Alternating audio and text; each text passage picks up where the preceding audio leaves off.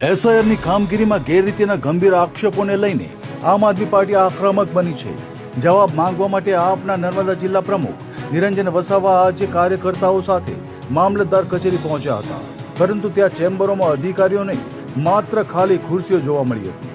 નિરંજન વસાવાએ આરોપ લગાવ્યો કે એસઆઈઆરની પ્રક્રિયામાં હજારોની સંખ્યામાં ખોટી અરજીઓ કરવામાં આવે છે, જેમાં ભાજપના હોદ્દેદારો અને કાર્યકર્તાઓના નામો સામે આવી રહ્યા છે.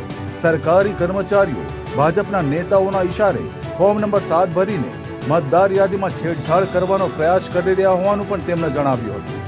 આપ દ્વારા છેલ્લા 10 થી 15 દિવસથી અરજદારોના નામ, સ્થળ અને મોબાઈલ નંબર સહિતની માહિતી માંગવામાં આવી રહી છે, પરંતુ વહીવટીતંત્ર કોઈ જવાબ આપતું નથી.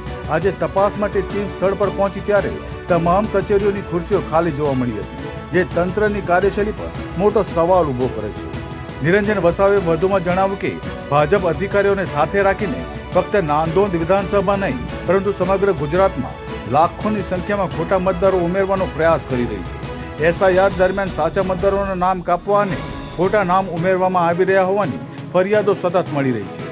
આપે આ સમગ્ર મામલાની નિષ્પક્ષ તપાસ કરવાની માંગ કરી છે અને ચેતવણી આપી છે કે જો જવાબ નહીં મળે તો આંદોલન વધુ તેજ કરવામાં આવશે.